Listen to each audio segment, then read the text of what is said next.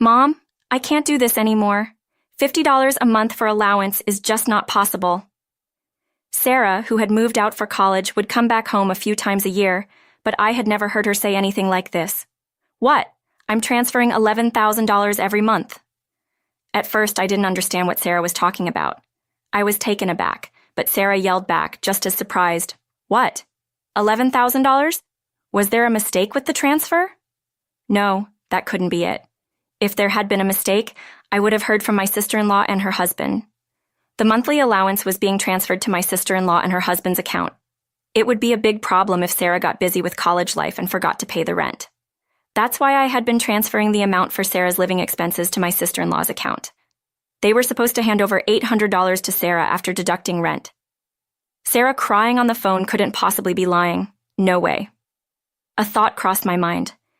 I didn't want to believe it, but it was the only explanation. After hanging up with Sarah, I hurried to a certain place. My name is Jane.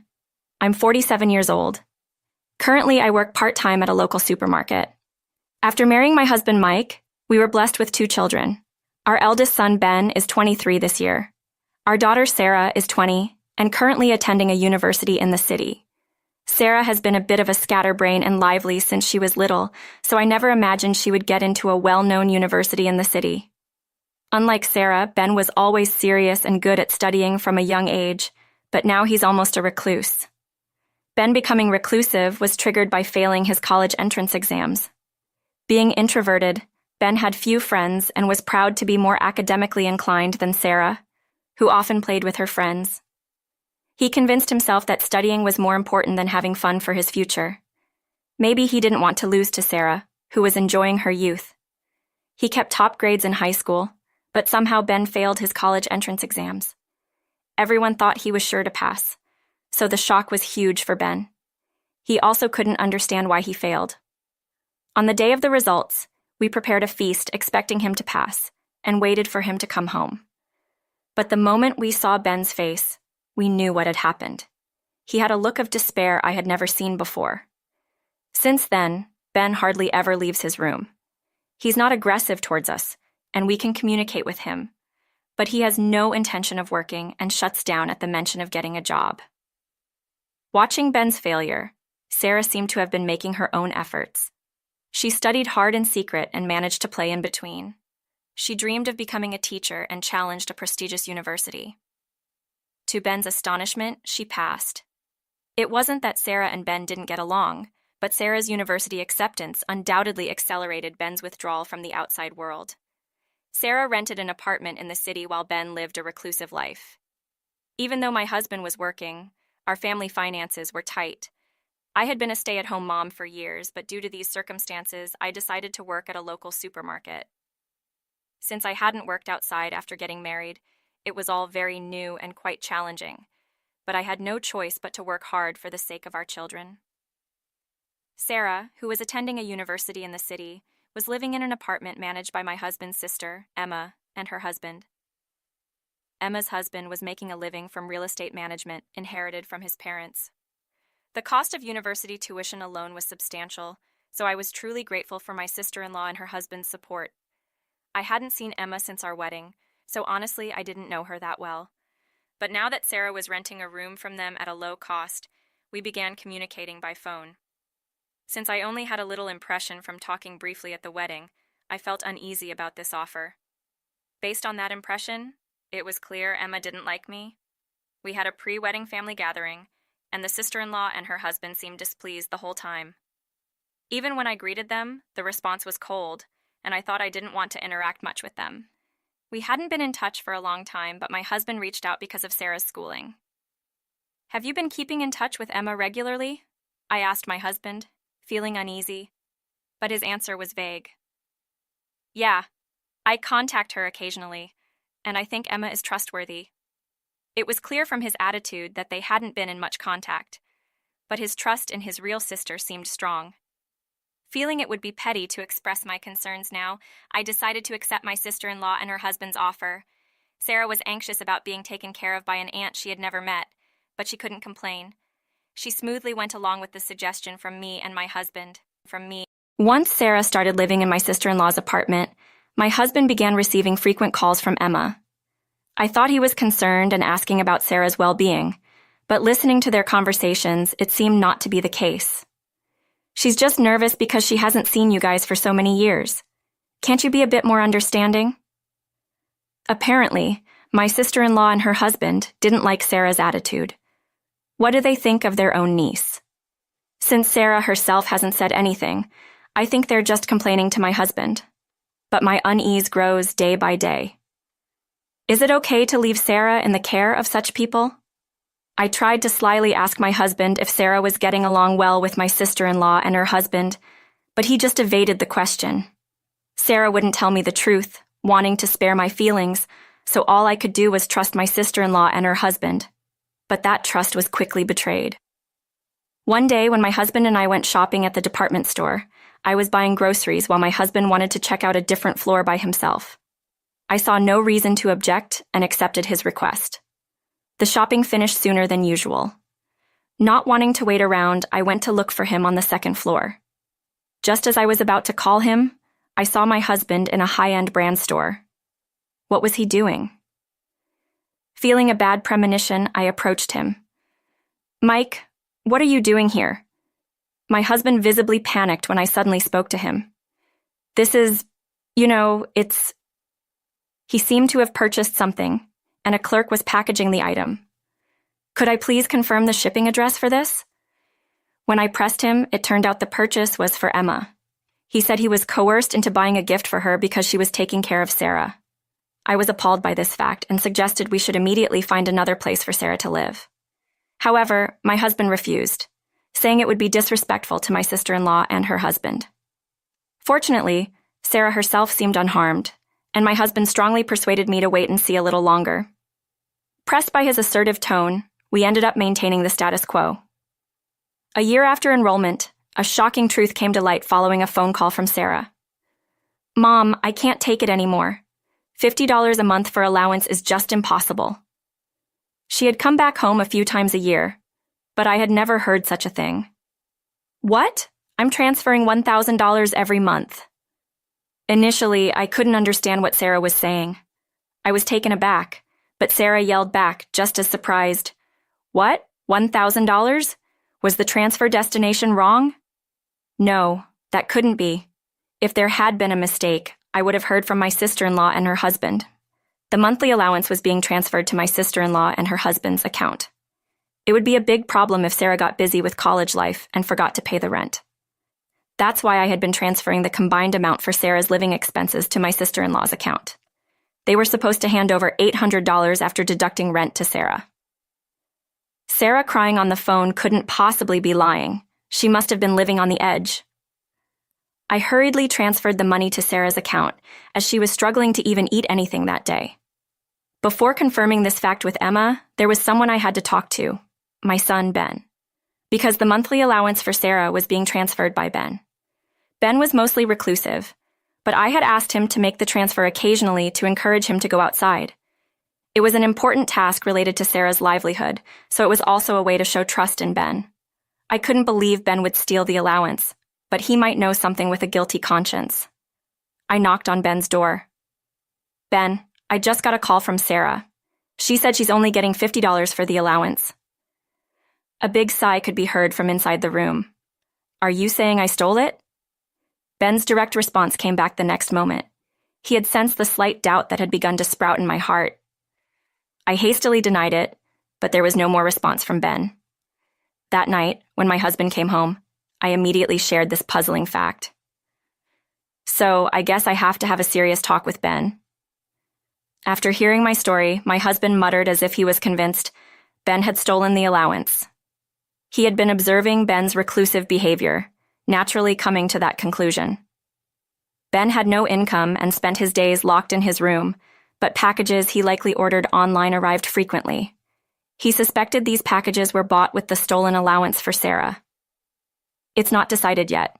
Can't you contact Emma to see if she knows anything?"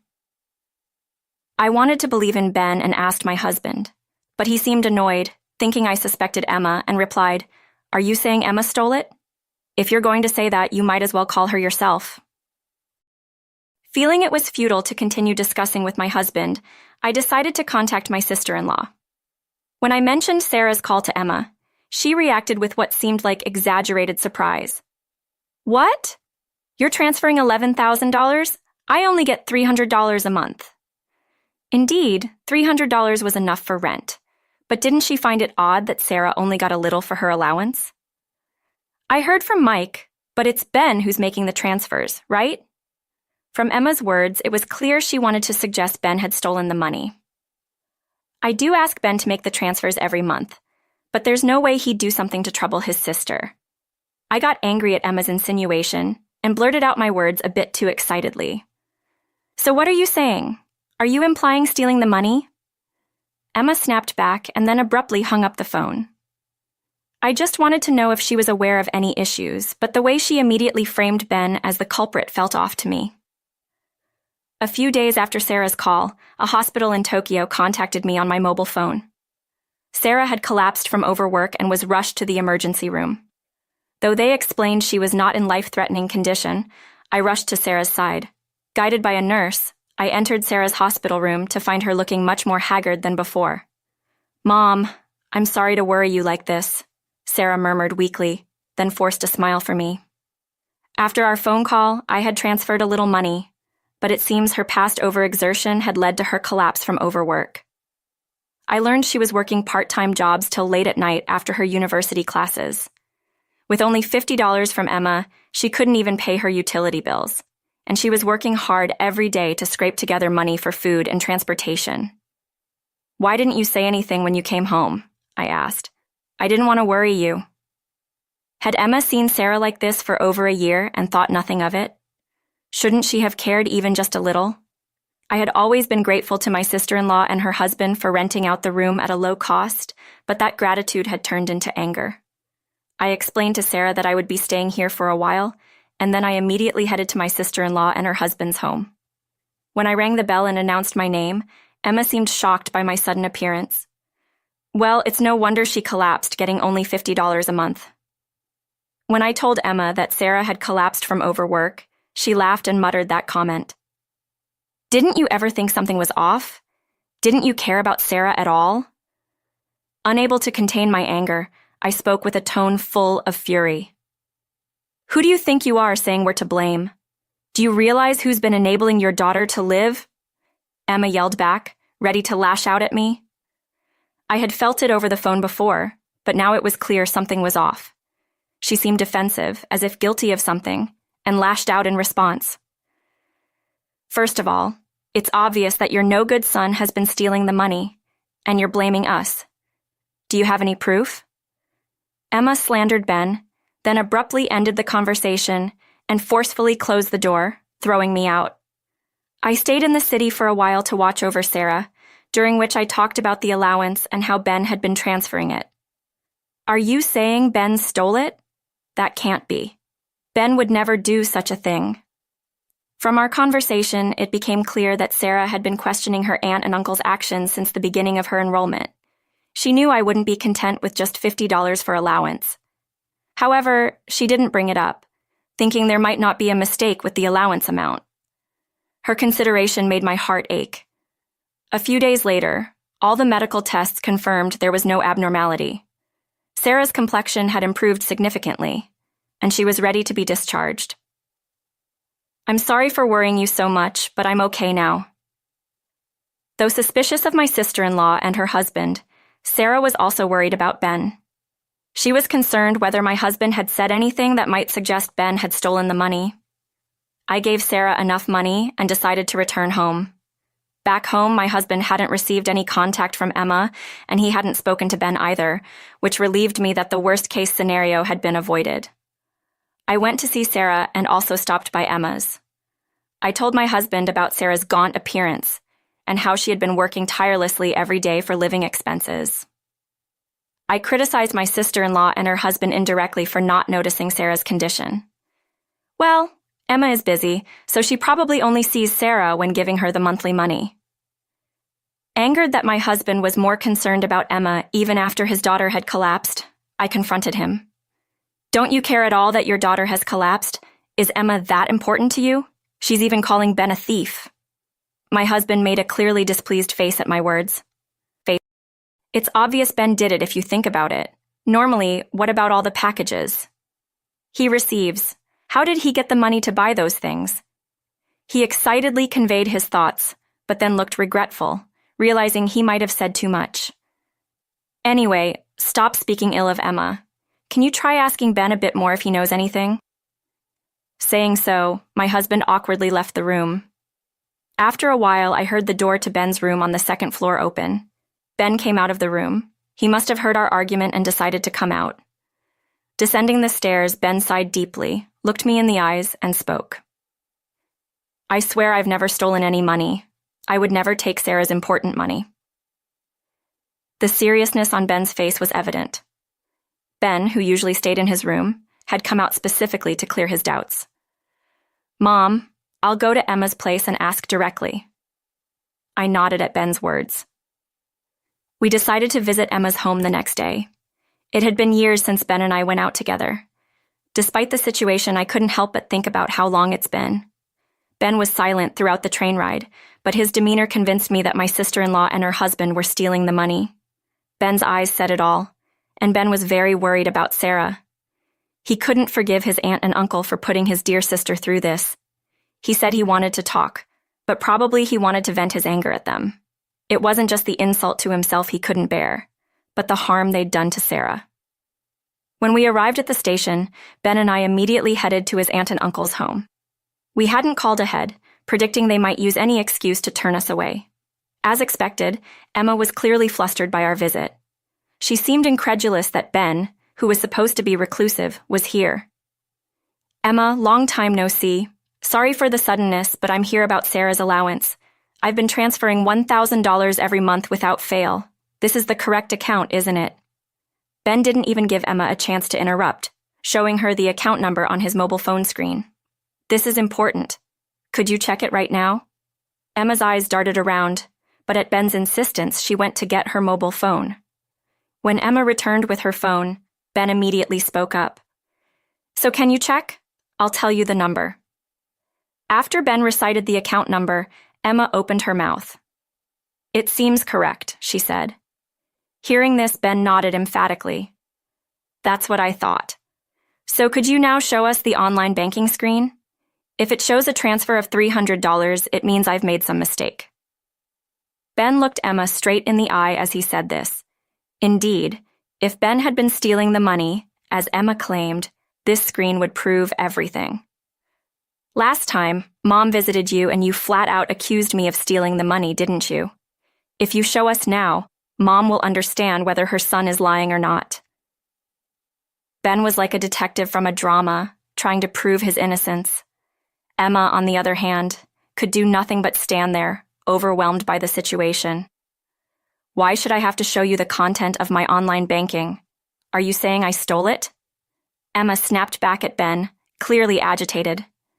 But Ben remained calm, not rising to her provocation. I'm not saying you stole anything. There might have been a system error. Could you please show us the name of the depositor?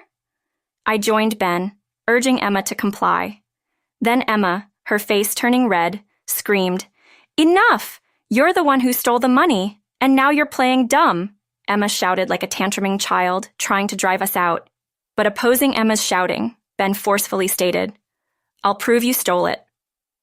For a moment, Emma fell silent at Ben's determined voice. After witnessing this, Ben said, That's enough for today, turned his back on Emma, and left.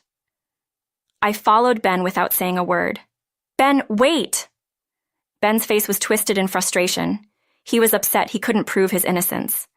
I'm sorry for speaking in a way that sounded accusatory, but I don't think you stole anything anymore. I apologized sincerely, trying to comfort Ben. Responding to my words, he muttered, I know. I told Ben I was going to visit Sarah, who was recovering, but without being able to prove his innocence, he probably felt he couldn't face Sarah. Ben said, Can I go back home? And left for the station alone. After visiting Sarah, I returned home. Later, Ben had gotten home before me and seemed to have secluded himself in his room, unnoticed by my husband. Since then, my husband has been awkward, avoiding both me and Ben, pretending to bring a meal. I'm sorry I couldn't do anything.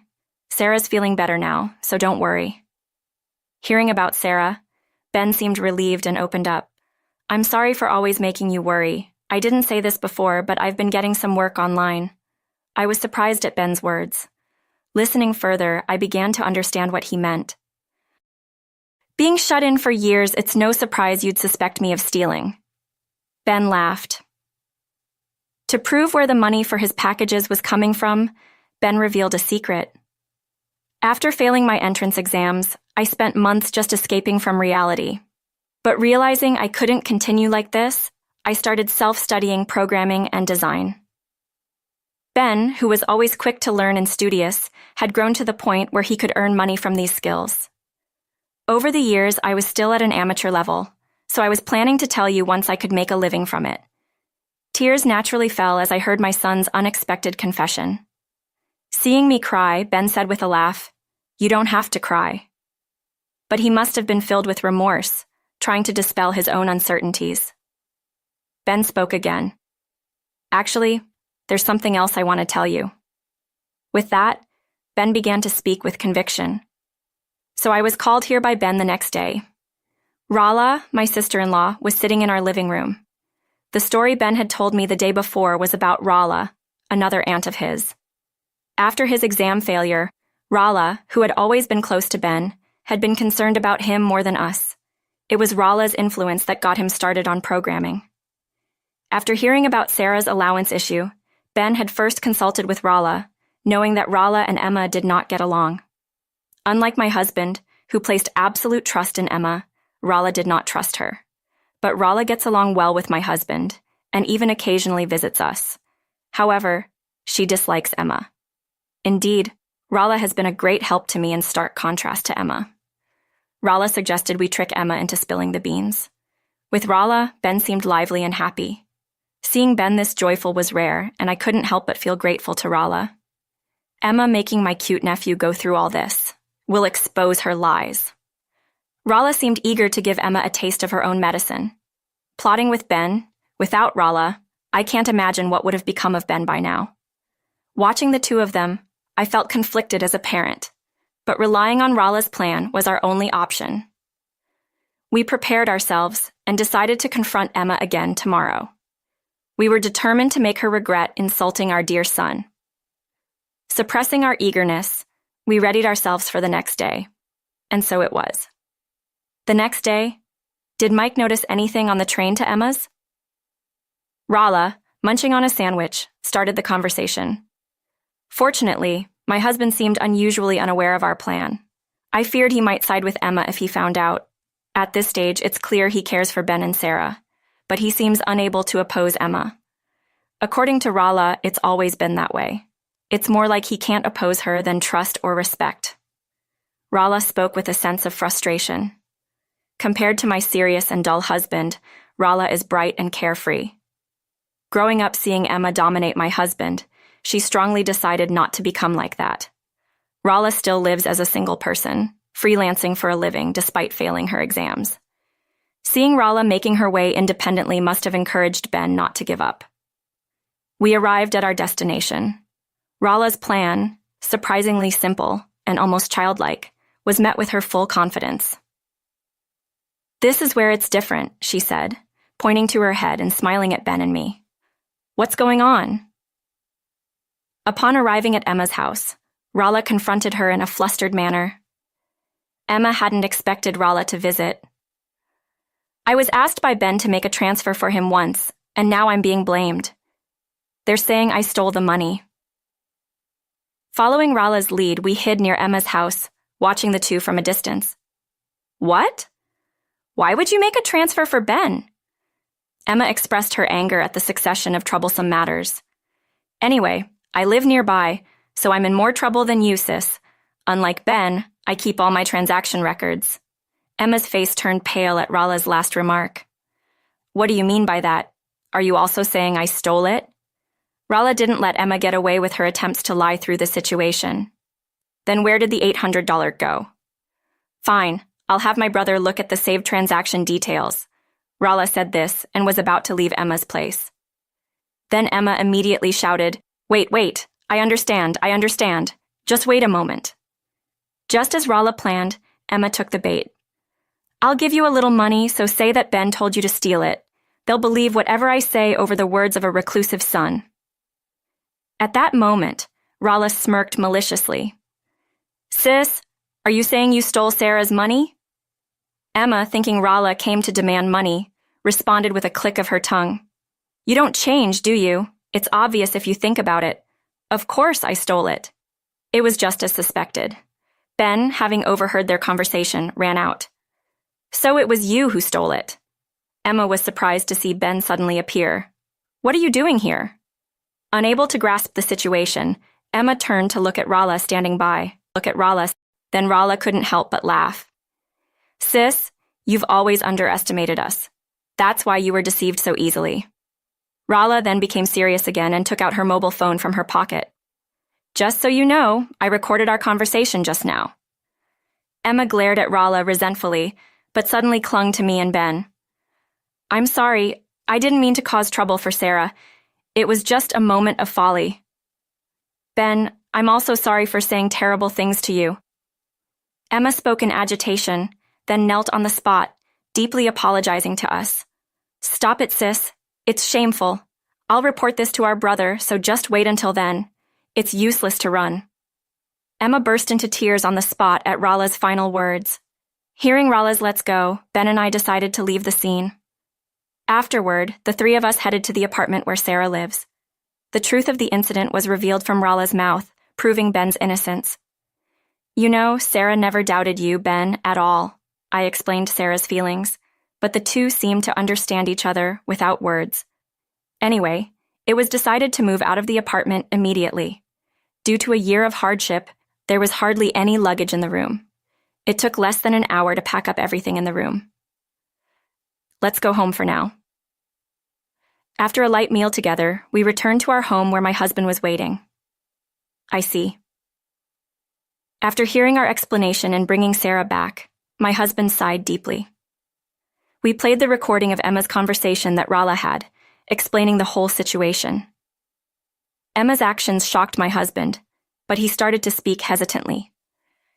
Ben, I'm really sorry for doubting you. My husband apologized to Ben. Ben accepted the apology with a nod. Rala, send me that audio file. I'm going to the police now. My husband decided to report his sister-in-law's theft to the police, a decision that must have required immense courage. This might finally free us from Emma's hold. A few days later, after my husband explained the situation to the police, Emma and her husband were arrested. The evidence of theft was clear in the online banking app, and they quickly confessed to their crimes. The arrest was devastating for a couple running a real estate business where trust is key. According to my husband, who visited the police station several times, Emma's mental state deteriorated each day. Being betrayed by her brother and sister, whom she thought were under her control, was a huge shock to her. She seemed to realize that the real hell would begin after serving her sentence. Their company's survival was in jeopardy, and their luxurious lifestyle was now impossible. Watching my husband, I couldn't help but feel a pang of sadness. The money meant for Sarah was returned from another account of Emma's. With that money, Sarah rented a new apartment on her own terms. This time, she decided on her own without the help of my sister-in-law and her husband. Ben, along with Rala, started a small design company. It seemed like a good opportunity, spurred by Rala's initiative. Seeing Ben's actions, my husband seemed to have lifted a weight off his shoulders, though he still felt guilty for doubting his son. They started talking more than before and began improving their relationship. This incident caused by Emma was traumatic for Sarah and Ben, but at the same time, it deepened our family's bond. Ben starting to work eased our financial burdens, but I decided to continue working. Watching everyone move forward made me feel that way. I vowed to advance together as a family of 5, including Rala. All right, everyone's presentations are done. Nick, the manager, said as he tried to move the discussion forward. Excuse me, I haven't. I recently found out something. Nick interrupted me and began to speak. There's apparently someone in this department who didn't graduate high school and is just a part-timer. Meetings should be for employees only. Absolutely right. His lackey, Mike, of course, agreed with Nick. I'm leaving. After leaving the meeting room, I started to shut down my computer. I noticed that an email had arrived, not in my personal inbox, but in the company's shared email. Thinking, there's no point in speaking up, no one will listen, I went home quietly. The next day, I heard a commotion from Nick's desk. He was staring at his computer screen, his face pale. Nick! Is something wrong? Mike looked at the screen with him. And he turned even paler than Nick. Why is he so angry? Knowing the reason for Mike's distress, I thought to myself, serves them right. My name is Adam. My mother passed away when I was in the 9th grade, and I was raised by my father. Well, you could hardly call it being raised. After my mother passed, my father changed. He drowned his sorrows in alcohol, and though he still went to work, he squandered our living expenses on horse racing. Because of that, I had to start working part-time as soon as I entered high school. Every month, I went to the convenience store with bills in hand that couldn't be auto-deducted from my father's account. Even though I endured it because I didn't want to be alone, I reached my limit in my second year of high school and dropped out. I found a live-in job at a distant inn.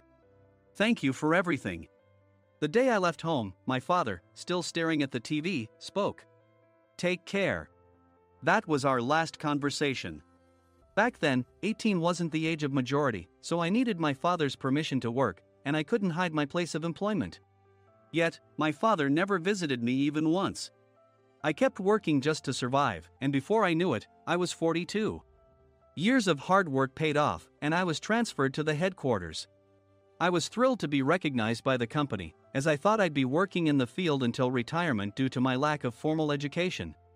Listen up. Our work can change the future of our employees. Don't drag us down. On my first day after the transfer, Nick, dressed in an expensive suit, spoke sternly. There was a reason for this. Our inn was located in a prominent tourist destination, known so well that everyone in the state could sing its commercial jingle. At its peak, we had 5 locations within the state. But that was long ago. Due to financial difficulties and aging facilities, only the place where I had worked for many years and the original establishment remained. I was prepared to lose my job anytime, but now there was a glimmer of hope. With the rise of social media, the tourist area where the inn was located started gaining attention again. Depending on how hard the sales department, where I was transferred, worked, we could either thrive or be forced to give up this prime location to the new hotel chains continuously popping up. For Nick, who had switched careers from another industry to strengthen our sales, this was a battle he couldn't afford to lose. I understood why he had to be strict. I will do my best. Nick sneered at my enthusiastic declaration. Did you not hear what I said? I'm sorry. I thought I was listening carefully. Out of habit from years of customer service, I apologized reflexively, though I had no idea what had offended him. Someone was watching me with a smirk. In this department, there are those who are expected to excel and those who have been shoved here because they have nowhere else to go. You are the latter. It was Mike, the section chief. He's 7 years younger, at 35. But he was called to headquarters much earlier than I was and had been moving around within the headquarters ever since. I'm not jealous, but I can't accept that he's my boss. Graduating from a prestigious university, he has an unusually high pride and caused many problems as a newbie, making things very difficult for me when I was the front desk leader. When I found out Mike was transferred to the sales department a month before me, I was disheartened. Mike is right. With just a middle school diploma, there's not much you can do. Don't even think about achieving results. As if I didn't exist, Nick remarked, I'm thirsty. Mike eagerly ran to the coffee maker. It seems Mike is Nick's lackey. I regretted being happy about my transfer to headquarters, wishing I had stayed on site forever. Send a direct mail to every company on this list by the end of the day. Nick only assigned me tasks that even a new graduate could handle. What? There are over 1,000 companies. You want me to send to all of them by today? Yes, if you and your fellow misfits split the work, even those with nowhere else to go should finish by today. I glanced at the employees typing away expressionlessly. They were worn out from customer service, only thinking about leaving on time, or were women reassigned after having children. With zero motivation for work. Even Sam, a new graduate from the same university as Mike, who was supposed to be among the expected achievers, had no enthusiasm for the job. Having joined the company wanting to do customer service. "I don't care what they say, I plan to quit anytime," he said. Only Nick and Mike were highly motivated, making all the decisions between the two of them. I originally only wanted to work at the inn to survive and had no particular attachment to this job. I swallowed my words, thinking I had no right to reprimand them. About a month after the transfer, Nick told us with a frustrated look. "To commemorate the 50th anniversary, we've decided to create a plan exclusive for one group per day.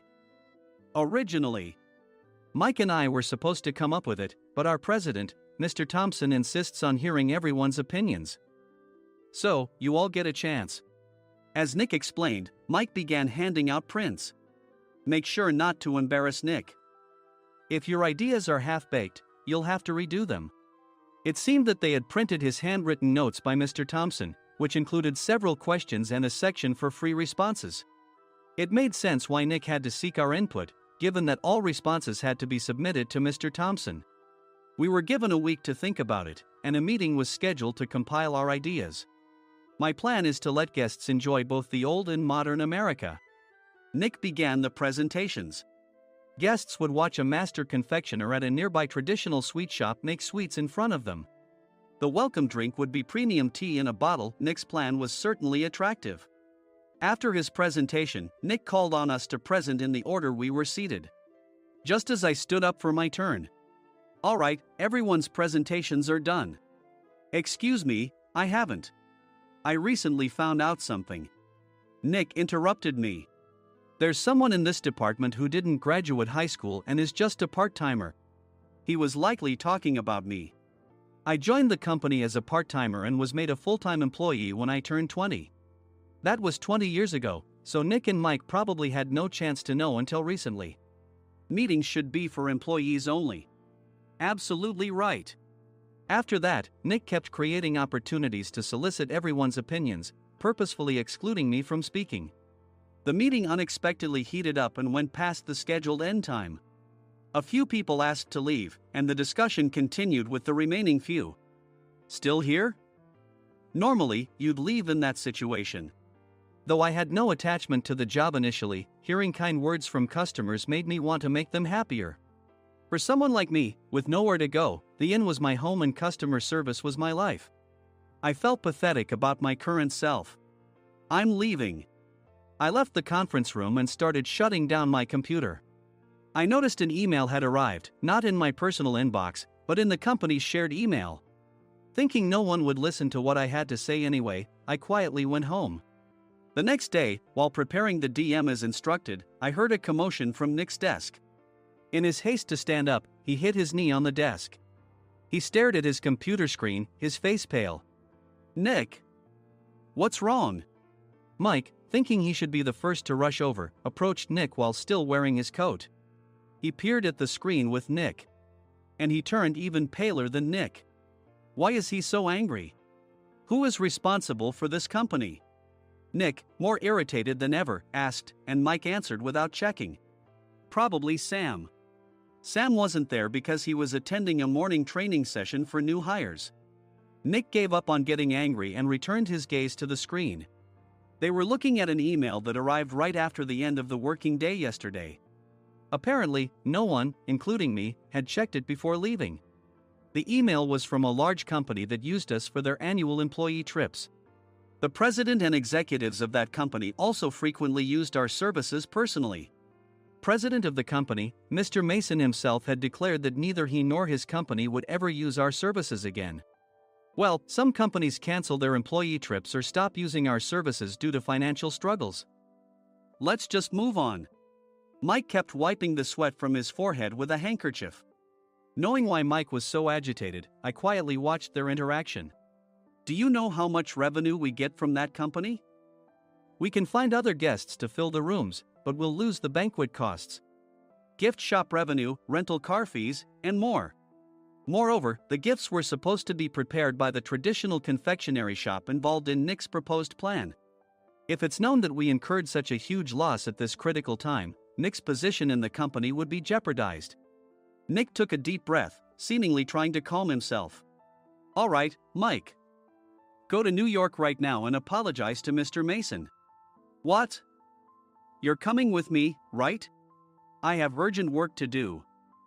I trust you, which is why I'm entrusting this to you. Please. Mike, believing Nick's sincerity, agreed with a determined look on his face, saying, yes. That's Nick for you. Even if Mike went to apologize, Nick would shift all the blame onto him if the client didn't change their mind. Well, it was Mike's fault to begin with, so it served him right. About 3 hours later, Sam answered a call from somewhere and repeatedly apologized, saying, I'm very sorry. Everyone watched to see what was happening. After ending the call, he informed Nick with a weary tone. When Mike arrived at the client's company, he only made things worse, further infuriating Mr. Mason. He was demanding, get his boss here immediately. It was no wonder Sam was exhausted, dealing with such a call right after returning from training. What is that idiot doing? All right, Adam, you're coming with me. If sacrificing Mike didn't work, then I must be next. Normally, I'd want to refuse at all costs, but I saw an opportunity in this situation. If I can be of assistance, I'd be happy to join you. I immediately followed Nick, and we flew to New York. When we introduced ourselves at the reception, it became clear how serious the situation was. As the receptionist personally escorted us to the president's office. Angry voices leaked through the door, making both Nick and me uneasy. Excuse me. I'm Nick, the supervisor. I understand my subordinate has caused you trouble, and I deeply apologize. Nick, with his experience in the corporate world, knew enough to offer an apology before excuses. However, his customer service skills left much to be desired.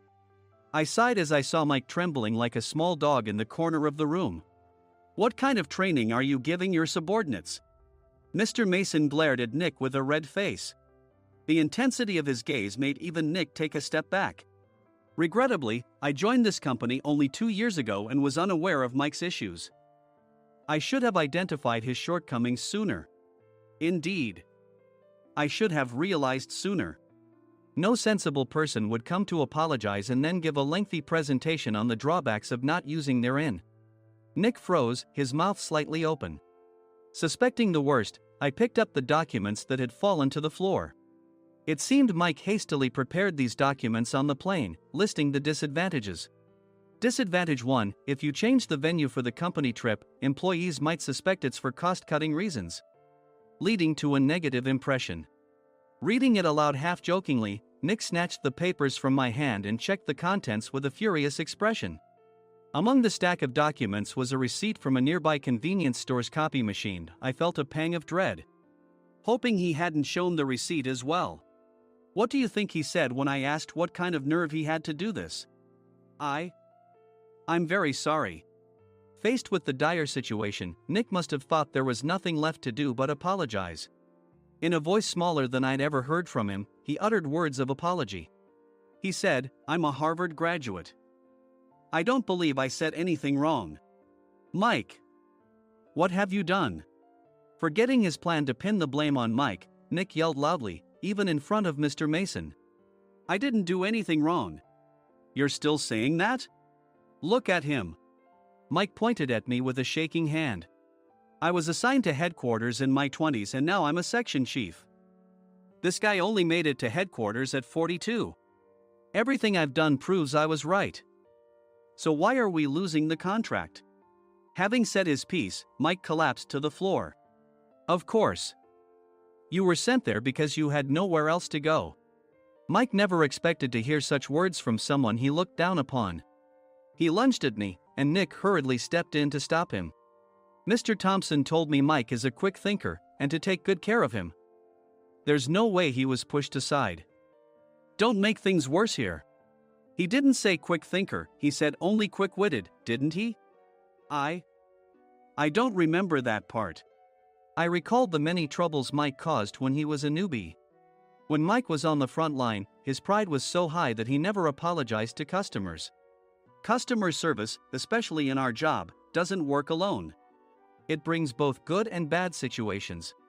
If the front staff or housekeepers made mistakes, or the cleaning company didn't properly clean a room, one had to apologize to the customers regardless of personal fault.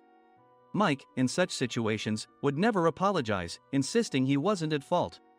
This often angered customers, and as the front desk leader, I frequently had to apologize on his behalf. He caused complaints and disrupted operations, which is why he was quickly moved to headquarters.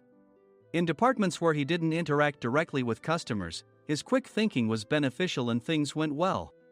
But it seemed his flaws were starting to show. Corporate reservations are supposed to be entered into the system by the sales representative.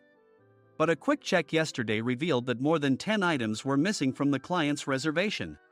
The handover document clearly stated what needed to be prepared. Why didn't you enter it into the system? Why do we have to give them special treatment? Filling rooms near the banquet hall, setting up all the food in advance.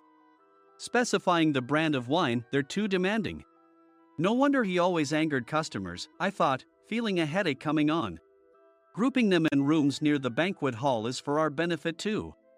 It makes it easier for the staff to set up beds and serve breakfast since everyone's schedule is synchronized. As for the other requests, Mr. Mason suggested them to lighten our load. I didn't know that. Nick finally seemed to realize that Mike was the one who had angered the client. What did you say to them? I just told them we wouldn't give them special treatment anymore. We shouldn't waste effort on things that don't bring in money. I was utterly exasperated at his lack of understanding of customer service. Of course, we shouldn't comply with unreasonable demands. But carrying over successful practices from past stays makes customers feel remembered and enhances their experience. Good memories encourage repeat visits. That's part of our job. I looked down at Mike, who was sitting on the floor. In our job, nothing is a waste. Mr. Thompson likely moved you to the sales department, hoping you'd finally understand this. How do you think he feels now that you've failed to meet his expectations? Mike, tears in his eyes, fled the president's office. I was amazed he still hadn't apologized. You have it tough, Adam. It's okay, we're all employees of the same company. I deeply apologize for this disrespectful incident. Especially after all the care you've shown us. If it weren't for you, Adam, I really would have stopped staying here. When I heard you were moving to the sales department, I was willing to reconsider if you handled it. Seeing us talk so amicably, Nick's face contorted. Do you two know each other? Adam's service is excellent. I always requested him specifically. Normally, we don't accept specific staff requests, but we made an exception for Mr. Mason, adjusting my shifts accordingly. He had personally stayed at our hotel just before my transfer, and during casual conversation, I mentioned, I'm moving to the sales department soon. If I hadn't told him then, things could have been much worse. Please continue to take care of us. I look forward to it. On the return flight, Nick awkwardly offered me a can of beer. It's still working hours. Of course, I had no intention of forgiving him for a single beer. Nick might try to pin everything on Mike and avoid any consequences. While pondering this, a startling fact came to light. Nick, the tea bottles for the plan have arrived. I handed Nick a bottle labeled with our inn's name. They look good. What are you talking about? These are plastic bottles. I had assumed we would use the trendy, high-end bottling tea. But what arrived were ordinary plastic bottles of tea with customized labels. The only unique aspect was the label, which had the inn's name, making it look customized. Upon further investigation, I discovered that a substantial amount of money was set to be paid to the tea company. It was priced like bottling tea. Does this plastic bottle really cost $100 each? The tea inside is specially blended for us. The extra cost is for that. Wouldn't it be better to use another tea company? Or is there a specific reason we must use this one? As Nick continued to make excuses, I showed him a printed email. I informed the tea company's president, Mr. Mitchell, that we discovered irregular payments and he confessed. He said you two were high school classmates and planned to split the extra money. That idiot. Why did he confess? That's not important. You should worry about yourself, this could turn into a police matter. Opening the bottle cap, I suggested. How about calming down with this tea? It supposedly has a relaxing effect. Nick drank the tea frantically. In the following days, decisions were made about their fates. Mike was reassigned to the General Affairs Department, with no chance of transfer or promotion, as per Mr. Thompson's orders. As for Nick, since the payment to the tea company hadn't yet been made, he narrowly avoided legal trouble. Instead, he was encouraged to leave the company, and to avoid further complications, Nick submitted his resignation. Rumor has it that connections between HR departments have made it difficult for him to find new employment. Even though it was good to have those two gone, something unexpected happened in the sales department. Everyone became motivated and united in refining the 50th anniversary plan. In the end, my plan was adopted. We collaborated with the Tourist Information Center to provide personalized guides. The plan, tailored to the number of guests, was truly special for the 50th anniversary. Hey, is Adam's family coming to stay? I immediately booked that special plan for my family. Sam noticed it on the reservation list and quickly picked up on it. Yes, I'm inviting my father. That's great. I might invite my parents too. I lacked the courage to face my father just as Adam. But here, with the confidence Mr. Mason praised, I felt ready. The 50th anniversary plan was a perfect opportunity to reconnect with my father. I hoped to bring back the days when we could laugh together as we once did.